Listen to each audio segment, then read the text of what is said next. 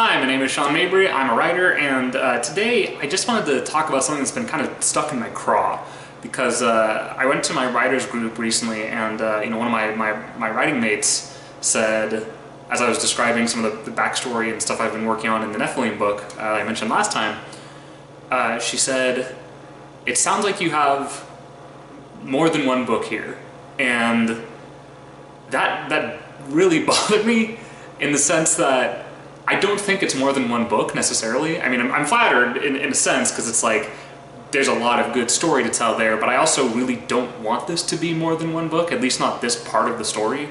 I want one self-contained story that is going to be a bit dense. That's just kind of part of my style, but I am of the bias, shall we say, that when you are working in speculative fiction of any kind, my work right now is fantasy. I think this is equally true for science fiction or horror or whatever you have. You're actually much better off having more story than you can fit in the book in your head to start out with. I think that is a crucial component to getting that effect that so many people crave in genre fiction, where they always say that the world feels lived in. I think a lived in world is a world where there are more stories happening than appear on the page. And it's interesting because I can actually kind of tell when I'm reading the work of less practiced writers in genre fiction that they had one story. They had enough ideas, they had enough world building, enough character arcs and development for one story, and they just wrote that. And that's not to say that can't work, but it feels different from someone like God, you name any of the greats, right? Like a Jules Verne or a Tolkien or N.K. Jemisin, one of my recent favorites. Like you read one of those like just really rich, deep books, and it doesn't even have to be long. It just has this depth to it where you can feel that every little detail of this world is connected to something else, is part of a cohesive system, that this world can stand up and move around on its own. It doesn't need the thread of the story to keep it together. That's the effect I want in my stories.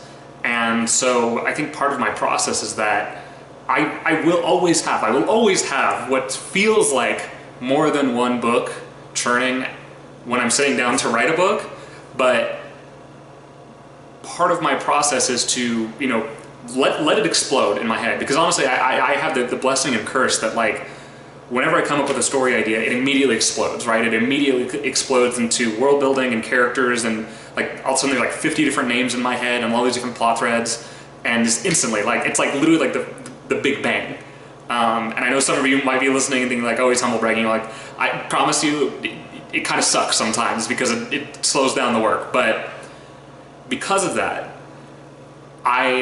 my discipline, what I have to learn how to do, my cross to bear, so to speak, is that I need to learn how to, and I am learning how to, take all of that and winnow it down into just the story that you need right now as a reader. The entry point into this giant explosive world that I'm able to generate in just a second.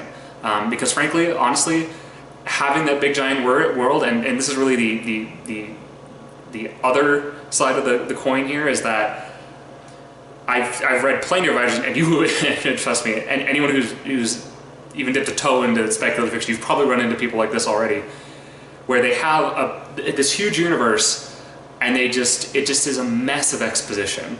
The entire story is just explaining all these cool concepts without actually telling a story, and that sucks too. That's just as bad as having like a weak, underdeveloped world.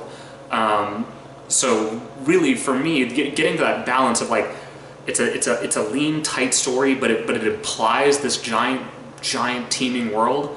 Like, I need to be moving in the direction of going from overwhelming depth and complexity and just keeping that in the background, but winnowing that down into a lean story. I know there are other authors who are able to move the other way. They start with a lean story, then build out the world from there. And honestly, I mean, there's many different ways to the mountaintop. Like, if that process works for you, great. But frankly, don't tell me I have more than one book, because I promise you it only looks like that for now. I am always working on winnowing it down. Yeah. that's just, I guess, kind of a rant. My rants always come out very mellow, weirdly mellow, compared to how they sound in my head. But anyway, much love to my writers group. This is not a dig on anyone there. They're all great. And frankly, these are the kind of discussions that are the reason why you go to a good writers group.